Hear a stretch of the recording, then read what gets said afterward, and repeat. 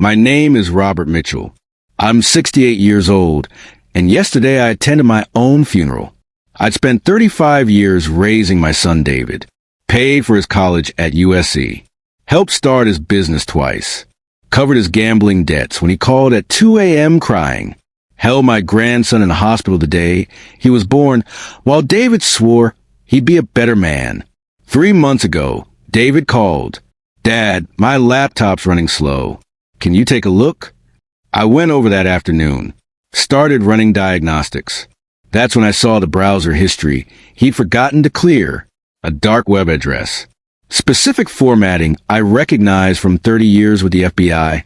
Something went very, very still. I clicked through, found 8 weeks of messages with someone called Cleaner47. Negotiations, prices, methods, Bitcoin transfers totaling $45,000. Make it look like an accident. My son had written, "Heart attack. He's old. No one will question it. I need this done within the month." The target was me. My own son was hiring someone to murder me for my $3.2 million life insurance policy. This wasn't the first time he'd asked me for money. 3 years ago, $50,000 for his business expansion. 2 years ago, $30,000 for medical bills that didn't exist. Last year, another $40,000 for debt consolidation.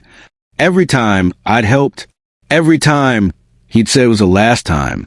I photographed every message, downloaded everything, closed his browser, fixed his computer, went home like nothing had happened. That night, I contacted someone from my past, someone who could help with what I'd found. Within hours, something was in motion that David would never see coming. 2 weeks later, there was a funeral. My funeral. Closed casket. Heart attack, just like David had ordered. Death certificate. Obituary. Insurance claim filed. All of it exactly as he'd planned. I watched David walk into that chapel, wearing the black suit I'd bought him for his mother's funeral. Watched him stand at the podium, giving his eulogy. "My father was my hero," he said, voice breaking perfectly.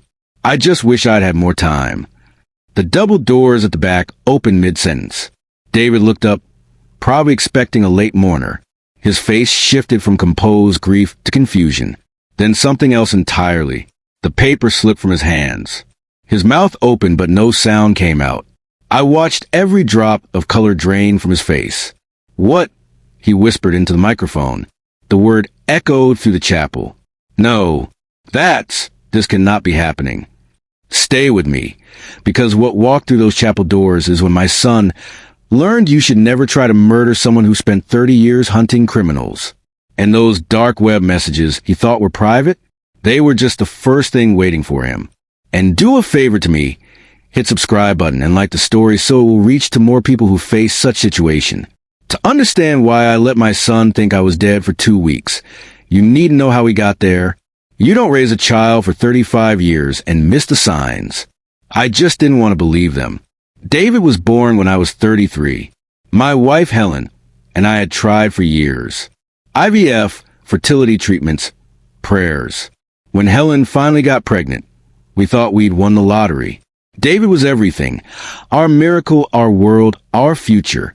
I was deep into my FBI career then. Cybercrime division. The internet was exploding.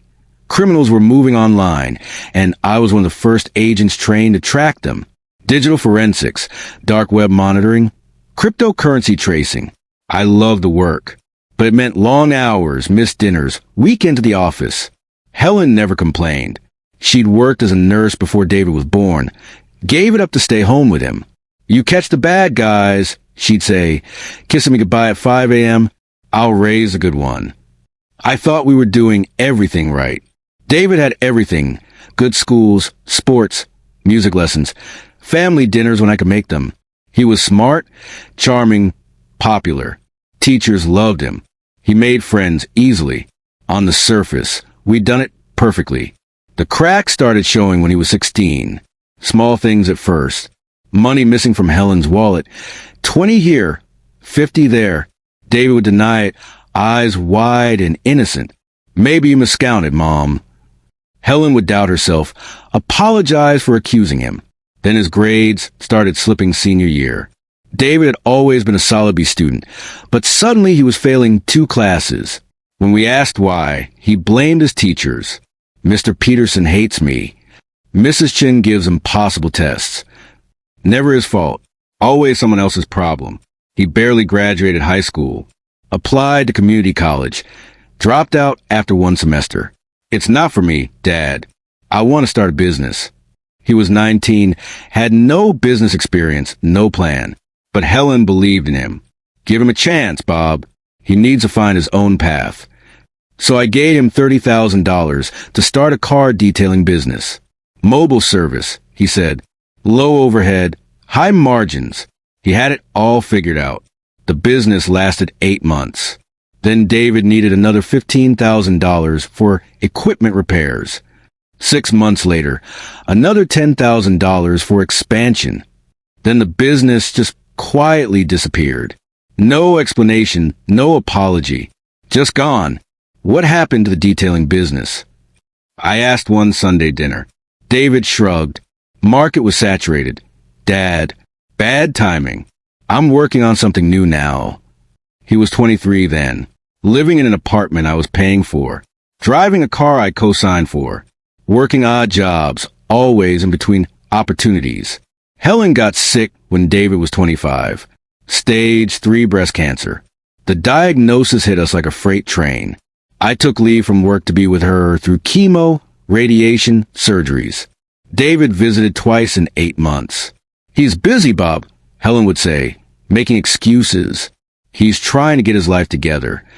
But I knew. I'd seen his social media. Saw him at casinos, at clubs, taking trips to Vegas. While his mother fought for her life, David was living like he didn't have a care in the world. Helen died on a Tuesday morning in April. I was holding her hand. David showed up 3 hours later, reeking of alcohol from a night before. At the funeral, he cried dramatically, gave a speech about what an amazing mother she'd been. People hugged him, told him how strong he was. I said nothing, just watched him perform.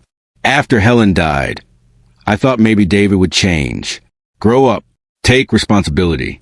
Instead, the request for money got bigger. That's when the $50,000 business expansion happened. David said he was starting a consulting firm, had clients lined up, just needed capital for an office.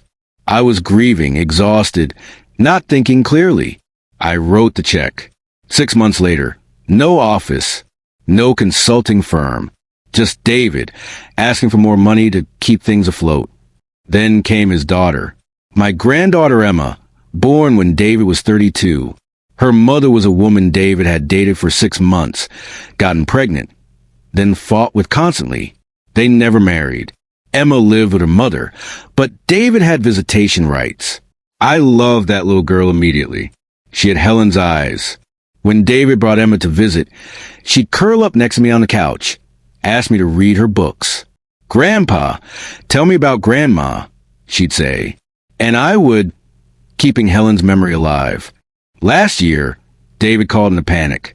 Dad, Emma needs surgery. Her mom can't afford it. I need $30,000. I could hear the desperation in his voice. My granddaughter needed help. Of course I'd help. I transferred the money that day. 2 months later, I ran into Emma's mother at the grocery store. Asked how Emma's recovery was going. She looked confused. Recovery from what? The surgery, I said. David told me. Emma's fine. She hasn't had any surgery. The $30,000 had been a lie.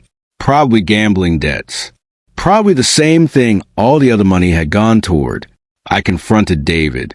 He denied it at first, then admitted it, then got angry. I'm your son. You're supposed to help me. That's what parents do. That's not help, David. That's enabling. Oh, so now you're some expert parent? Where were you when I was growing up? At the FBI, that's where. But now you want to lecture me about responsibility? I hung up, didn't speak to him for 3 months. Then he showed up at my house, eyes red, voice breaking. Dad, I'm sorry. I've been gambling, and I know I have a problem. I'm getting help. I'm in therapy. I'm attending GA meetings. I just need one more chance to make this right. He looked so much like Helen in that moment. Same eyes, same voice when she'd been vulnerable. I wanted to believe him. One more time, David, but this is it. I gave him the $40,000 for a debt consolidation, he said, to pay off the people he owed so he could start fresh. That was 14 months ago. David stayed in touch, sent me photos of Emma, called every few weeks to check in, told me about his GA meetings, his progress, his new job in real estate. I thought maybe, finally, he'd turn a corner. Then he called about his laptop, which brings us back to that afternoon 3 months ago, sitting in David's apartment, staring at messages where my son negotiated my murder, reading his words. Make it look natural. Heart attack. He's old. No one will question it. I photographed everything before my hands started shaking. Every message, every Bitcoin transaction, the delivery timeline, the method they'd agreed on, something about triggering a cardiac event, making it look natural. All of it. I closed the browser, cleared my tracks, finished fixing his laptop. David came home while I was packing up. Thanks, Dad. You're a lifesaver. I looked at my son, really looked at him, saw a stranger wearing my dead wife's face. Anytime, David. I drove home in a fog, parked in my driveway, sat there for 20 minutes, engine off, hands gripping the steering wheel. My son wanted me dead, had paid $45,000, money I'd probably given him to have me killed, was waiting for news that I'd had a heart attack and died, so he could collect $3.2 million in life insurance. The policy Helen and I had taken out when David was young, the one meant to protect our family. He was using it to end my life. I should have felt devastated, heartbroken, but I felt something else entirely. Something cold and analytical. My FBI training kicking in, compartmentalizing the emotion, focusing on the evidence. I went inside, made coffee, sat at my dining room table, pulled up the photos on my phone, started reviewing everything methodically. That's when I noticed something interesting. The username David was messaging, Cleaner47. The way they structured their messages, the terminology they used, the way they avoided explicit language while still communicating clearly. It was textbook, too textbook. I'd spent 30 years tracking criminals online. I knew how real hitmen operated on the dark web. They were sloppy, paranoid, used terrible OPSEC. This Cleaner47 was too professional, too careful, too official. I opened my laptop, pulled up old FBI databases I still had access to, retirement perks, started cross-referencing the dark web marketplace where David had found his hitman, ran pattern analysis on Cleaner47's message structure, timing, language patterns. It took me 3 hours, but I found it, buried in an FBI field office report from 8 months ago. Operation Dark Harvest. Undercover agents infiltrating dark web murder-for-hire sites, posing as hitmen, building cases against people soliciting murders. Cleaner47 wasn't a hitman. He was FBI. My son had hired an undercover federal agent to kill me. I sat back, coffee cold in my hands, and started laughing. Couldn't help it. The irony was too perfect. David thought he was so clever, using the dark web, using Bitcoin, covering his tracks. Instead, he walked straight into a federal sting operation. The laughter faded, because I realized something else. If Cleaner47 was FBI, that meant they already had all the evidence. Every message David sent, every Bitcoin payment, every detail about his plan to murder me. They were building a case, probably waiting to make their move. But they didn't know I was a target. These sting operations run with limited personnel. The undercover agent, maybe a handler, a tech team. They don't run background checks on every target. They just collect evidence, wait for the solicitor to make enough incriminating statements, then move in for the arrest. I could call them, identify myself as former FBI, explain the situation, let them handle it. David would be arrested, charged with solicitation of murder, probably get 20 years. Or I pulled up my old contacts list, found a name I hadn't called in 5 years. Sarah Chun. We'd worked together in the cyber division back when I was training the next generation of agents. She'd been brilliant, ambitious, dedicated. Last I heard, she was running the field office's dark web operations. Same office that would be running Cleaner 47. I picked up my phone. Hesitated. Once I made this call, there was no going back. But David had already crossed that line. He'd hired someone to kill me. The relationship was over the moment he typed those messages. Helen's voice in my head. Trust people's actions, not their words. Character shows when it counts. My son's character had shown itself. I dialed. Sarah answered on the third ring. Agent Chun. Sarah, it's Bob Mitchell. Silence. Then Bob? Jesus, it's been years. How are you? I need your help with something sensitive. Can you talk? Her tone shifted immediately. Professional, alert. Give me 2 minutes. I heard her moving. A door closing. Okay, I'm secure. What's going on? I found something on my son's computer today. Dark web messages. He's trying to hire someone to kill me. Another silence. Longer this time. Bob, I need you to tell me everything. From the beginning. I did. Took 15 minutes. Told her about finding the messages. About recognizing the marketplace. About suspecting it was a federal operation. I heard her typing the whole time. Pulling up files, cross-referencing. Hold on, she said finally. You said Cleaner 47? Yes. More typing. Then, Jesus Christ, Bob. That's one of ours. Agent Mike Torres, been undercover for 10 months. He's our best operator. Your son is talking to a federal agent. I figured. This is a federal case now. Solicitation of murder across state lines, wire fraud, the works.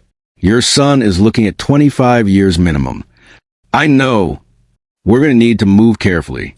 Torres has him making incriminating statements, but we need more. We need evidence of intent, planning, the full conspiracy. Usually we wait until they transfer final payment and set a meeting time. What if I had a different idea? I'm listening.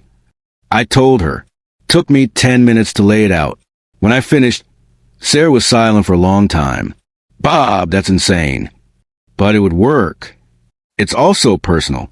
You know how the Bureau feels about agents working cases involving family. I'm retired, and my son hired someone to kill me. This isn't about being an agent. This is about being a father who needs to know if his son would really go through with it. More silence. I could hear her thinking, weighing protocol against results.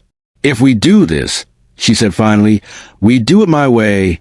FBI oversight every step. You follow our lead.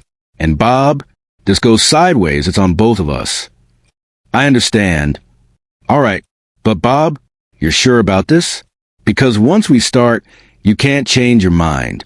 Your son is going to think you're dead. He's going to plan your funeral. Probably cry at it. Then try to collect $3 million. You ready to see that? I thought about Helen. About how she'd always made excuses for David.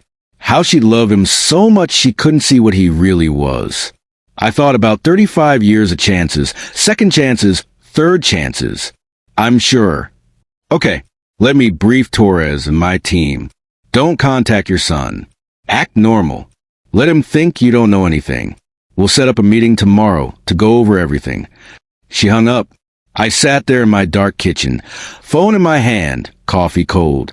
My son wanted me dead, and I was about to give him exactly what he wanted. The next afternoon, I drove to a nondescript office building 40 minutes outside the city. Sarah met me in the lobby, led me to a secure conference room. 3 other people were waiting. Bob, this is Special Agent Mike Torres. She gestured to a man in his 30s, dark hair, tired eyes.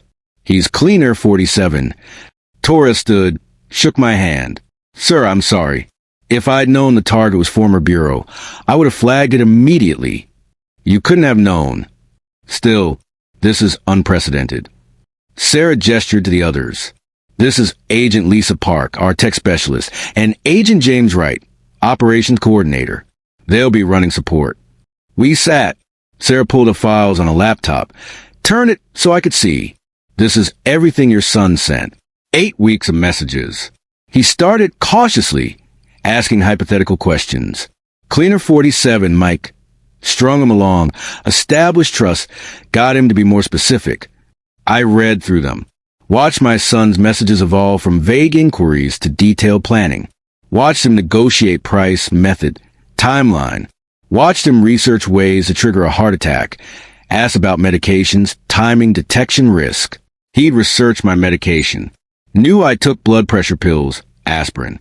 Asked Cleaner 47 if those could be exploited. Suggested ways to make my death look natural. He'd put thought into this. Real thought. The plan, Sarah said, is for Mike to continue the operation. Your son thinks the hit is scheduled for 2 weeks from now. We're going to let that timeline play out, but with FBI supervision every step. We'll stage your death, make it look exactly like your son requested. You'll be in protective custody the whole time. And then we watch. See how he reacts. Document everything. Let him proceed with the funeral, the insurance claim, all of it. Once he tries to collect the insurance money, we have him on fraud and conspiracy charges in addition to solicitation. He'll attend my funeral. Yes. Give a eulogy, probably. Most likely. I nodded slowly. Good. I want to see it. Bob. I need to know. Sarah. I need to see if he'd really go through with it. If he'd stand at my funeral and fake tears and collect money for having me killed. I need to know who my son really is. Sarah exchanged glances with the other agents. Okay, but we do this carefully. Torres keeps the messages going, establishes final payment and timing. We coordinate with the medical examiner's office, funeral home, insurance company, everyone who be involved in a real death. We stage everything perfectly. What I need to do, disappear. We'll set you up in a safe house. You'll have no contact with anyone. No phone calls, no internet, nothing that could tip off your son. For 2 weeks, you'll be dead to the world. And after the funeral, we arrest him. Federal agents walk into that chapel, take him into custody. Everyone sees it. No ambiguity, no questions. Your son gets charged with solicitation of murder, conspiracy, wire fraud. He'll face federal prison. My daughter-in-law, my granddaughter, they'll be there. We'll coordinate with them after the arrest. Explain everything. Make sure they're protected. I thought about Emma. About her finding out her father tried to have me killed. About the therapy she'd need. The trauma. The shattered illusions. But I thought about the alternative. David collecting $3 million. Getting away with it. Maybe trying again someday with someone else. Let's do it. The next 2 weeks were the longest of my life. The safe house was a small apartment 40 miles from the city. No TV, no phone, just me and FBI agents rotating shifts. I read books, did crosswords, thought about Helen, about David, about everything that had led to this moment. Torres kept the messages going. I got daily updates. David was excited, asking questions, confirming timeline. Transferred the final Bitcoin payment. Another $15,000. Set up the accidental meeting where Torres would bump into me and trigger the cardiac event. The medical examiner's office was briefed. The funeral home. My lawyer. My insurance company. Everyone who needed to believe I was dead was brought in under federal supervision. Sworn to secrecy. Sarah handled everything. Called David with the news. Mr. Mitchell, I'm sorry to inform you that your father passed away this morning. Heart attack.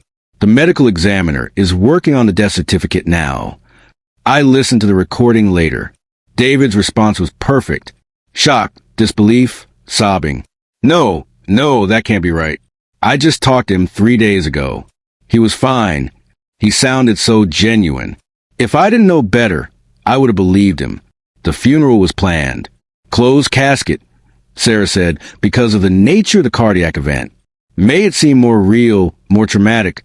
David agreed to everything, made arrangements, called relatives. On the day of the funeral, I sat in an FBI surveillance van parked a block away, watched on monitors as people arrived, watched David greet them, eyes red, face drawn, watched him hug his ex-girlfriend, hold Emma, play the grieving son. Then the service started. I watched David stand at the podium, watched him pull out a paper with a eulogy he'd written, watched him compose himself, clear his throat, begin speaking. "My father was my hero," he said, voice breaking. "The strongest man I knew. He raised me, supported me, never gave up on me even when I gave him every reason to. I just wish I'd had more time to tell him how much I loved him. I watched my son lie to a room full of people about loving me. Watched him describe memories that were half-truths at best.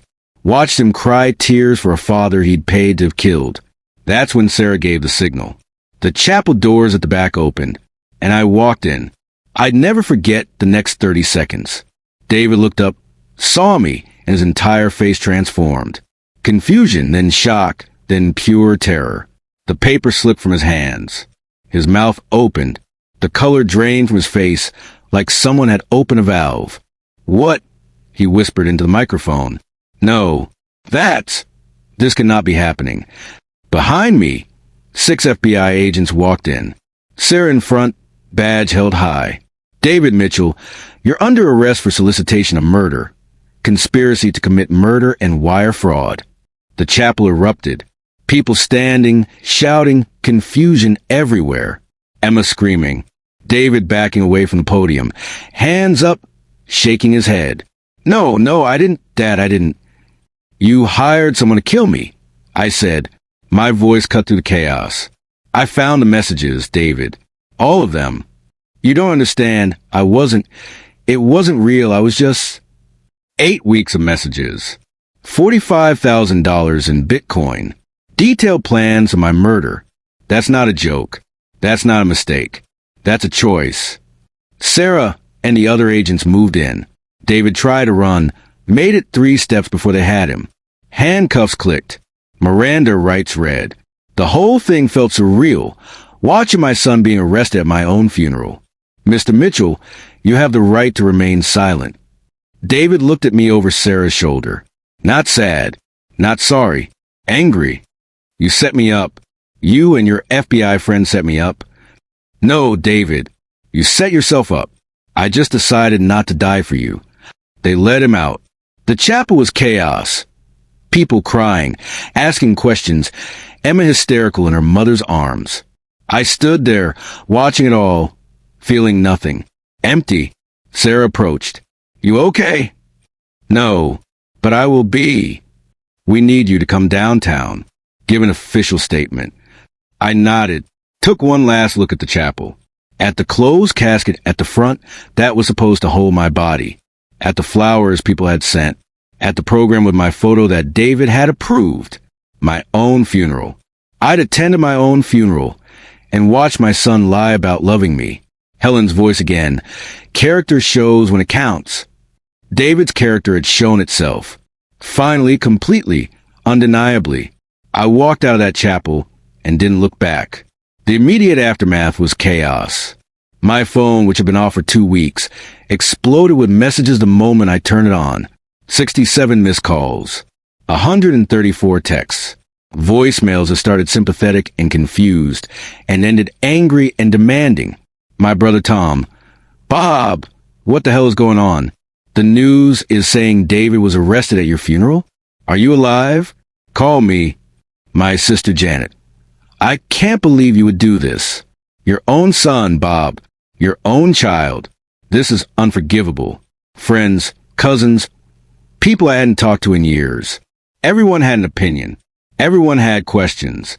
Everyone had a side. I ignored all of it. Sat in the FBI field office giving my statement, answering questions, providing evidence. It took 6 hours. Every message, every Bitcoin transaction, every detail David had discussed about killing me. All of it documented, time-stamped, irrefutable. This is the most complete solicitation case I've ever seen. The prosecutor told me. She was a woman in her 40s, sharp eyes, no-nonsense demeanor. "Your son didn't just ask about hiring a hitman. He planned it, researched methods, transferred money, set a timeline. He's going away for a long time, Mr. Mitchell." "How long?" "Federal sentencing guidelines for solicitation of murder start at 20 years. Add conspiracy, wire fraud, the financial element? I'd estimate 25 to 30 years minimum. He'll be eligible for parole, but with this evidence, Parole board won't be sympathetic. I nodded, tried to feel something. Relief, satisfaction, grief. Anything, but there was just numbness. What about his daughter? My granddaughter? Child Services has been notified. Mother has full custody, which was already the case. But given the circumstances, David's parental rights will likely be terminated. The court won't want a convicted murderer for hire having access to a child. Emma, 6 years old, about to learn her father tried to kill her grandfather, about to grow up with that knowledge. Can I see her? Talk to her mother? I'd advise against it right now. Let things settle. Let the mother process. Give a few weeks, then reach out through proper channels. I went home that night to an empty house. Everything exactly as I'd left it 2 weeks ago. Coffee cup still in the sink.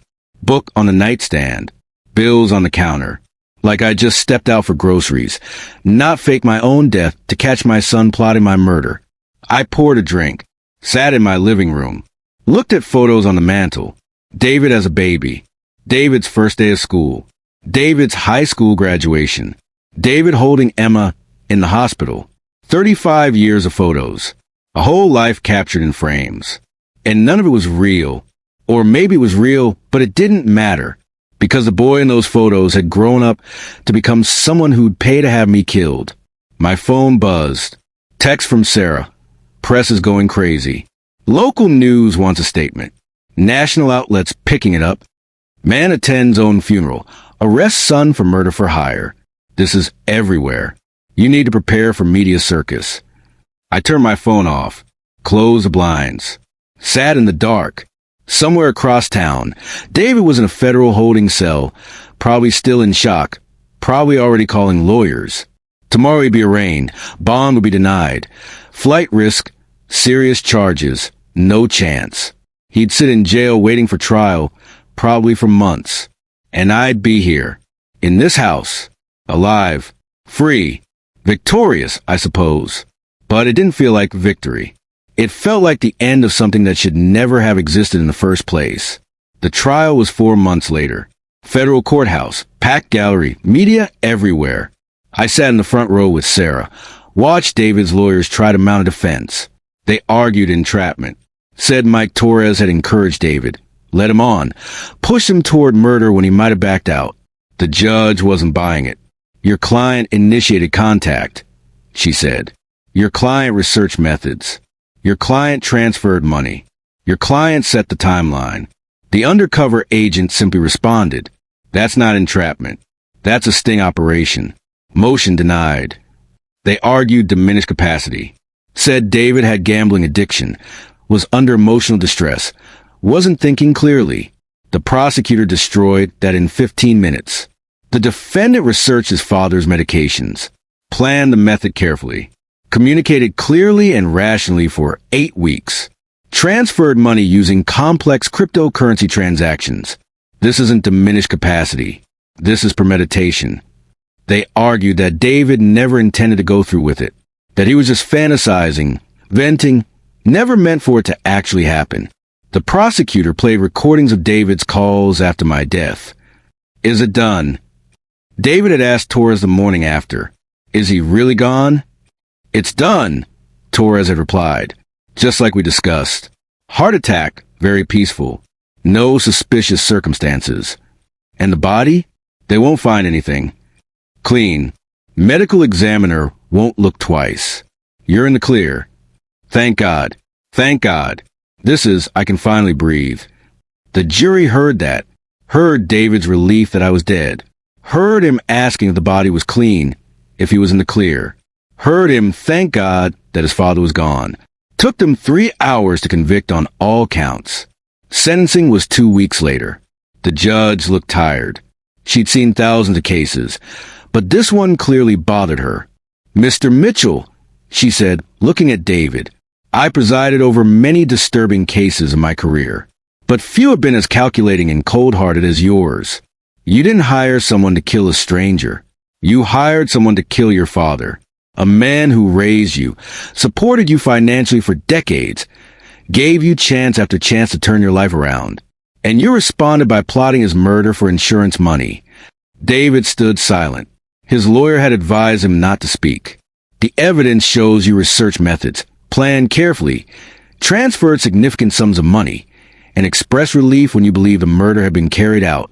You even gave a eulogy at what you thought was your father's funeral, lying to family and friends about your love for a man you paid to have killed.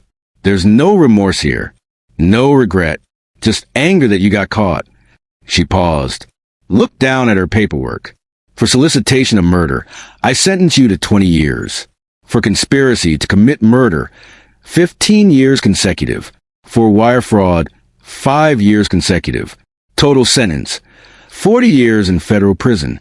Eligible for parole after 32 years. 40 years.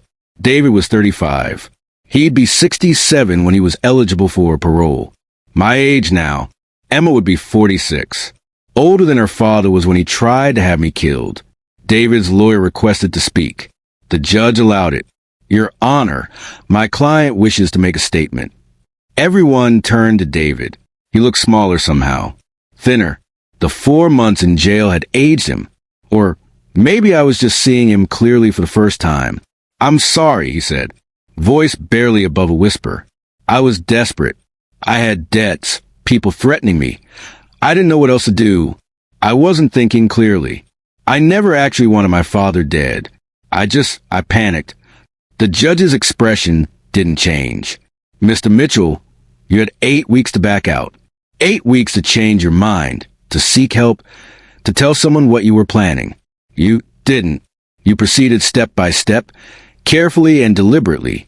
That's not panic. That's a choice. She banged her gavel. The sentence stands. Defendant remanded to federal custody. They led him away. He looked back at me once. Not apologetic. Not sorry. Just empty. Like he'd finally run out of lies and excuses and didn't know what else to do. I sat there for a long time after the courtroom cleared. Sarah eventually found me. You okay? I don't know what I am. For what it's worth, you did the right thing. Your son plotted your murder. You stopped him. Saved your own life. I know. But he's still my son. And now he's in prison for 40 years because I caught him. And I don't know how to feel about that. You feel how you feel. That's okay. We sat in silence. The courtroom empty now. Afternoon light coming through the windows. Helen would have hated this, I said finally. She would have defended him to the end. Made excuses. Said there must be some explanation. Maybe she would have seen what you saw. Her son had become someone dangerous. I'll never know. No, but you're alive. That's something. I stood up, walked out of the courthouse into the media circus. Cameras, reporters, microphones. Everyone shouting questions. Mr. Mitchell, how does it feel to send your son to prison? Do you regret staging your own funeral? Have you spoken to your granddaughter? I pushed through without answering. Got in my car. Drove home. The next few weeks were strange. The media attention died down eventually. My family remained divided. Some supported me, said I'd done the right thing.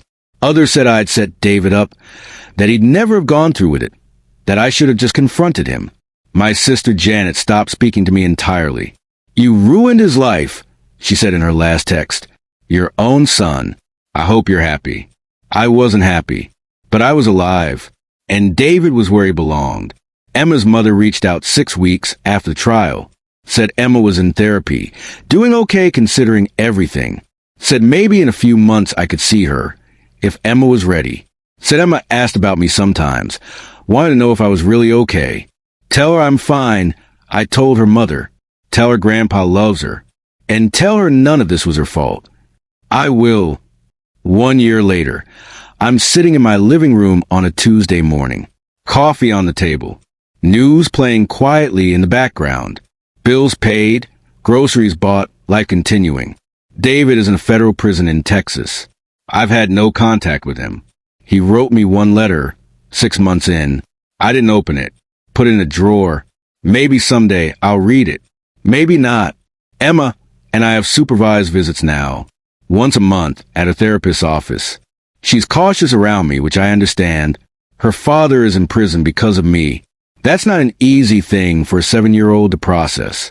But last visit, she hugged me when she left. Small victory, but I'll take it. My FBI friends check in regularly. Sarah visits every few weeks, brings coffee, makes sure I'm doing okay. Torres sent a card on the anniversary of the case closing. You saved your own life, it said. Not many people have the courage to do that. I don't know if it was courage. Felt more like survival, like doing the only thing I could do. Helen's photo is still on my mantle. Sometimes I talk to her, tell her what happened, explain my choices. I like to think she'd understand, that she'd see I didn't have a choice, that David had made his choice when he typed those first messages to Cleaner 47. But maybe she wouldn't. Maybe she'd say I should have confronted him, given him one more chance, believed he'd change. I'll never know, and I've made peace with that. What I do know is this: blood doesn't make family. Loyalty and love do. I gave David 35 years of chances, support, money, faith. He gave me back plots to murder me for insurance money. That's not family. That's not love. That's just biology. I'm 69 now. Retired FBI agent who faked his own death to catch his son plotting his murder. Not the legacy I imagined, but it's honest, real, true. Character shows when it counts. Helen told me that decades ago. She was right. David's character showed itself in those dark web messages. And mine showed itself in what I did next. I'm not proud of what happened, but I'm not ashamed either. I protected myself. I upheld the law. I stopped a murder, my own. And I'm still here, still breathing, still living. That's enough. Some days, I wonder what would have happened if I'd never looked at David's browser history, if he'd succeeded, if I'd had a heart attack and died, and he collected his insurance money and no one ever knew. But I did look, I did know, and I made a choice. The same way David made his choice when he searched for Hitman on the dark web. The same way we all make choices every day about who we are and what we're willing to do. David chose greed, chose murder, chose his father's death over his own character. I chose survival, chose truth, chose to stop being his victim. If you've been through something like this, betrayal so deep you question everything, you're not alone. It's not your fault. And you have the right to protect yourself, even from family, especially from family. Truth has a way of surfacing. Patience just gives it time. I'm living proof of that.